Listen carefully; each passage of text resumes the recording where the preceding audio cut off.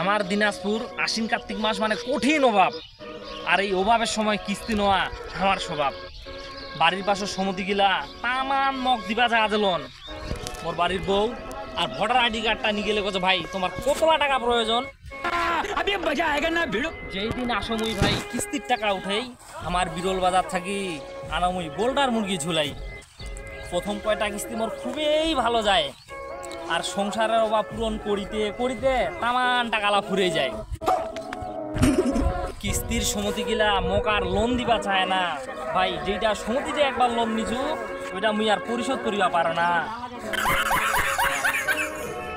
এলাকার যতলা সমতি আছে ভাই তামান সমতির সাপ গিলা সকাল বিকাল ঘুরে মোর বাড়িটার কেনে ঘুরিবে না কো তোমরা, মুই তো টাকা নি খাইছো তামান সমতি গিলা।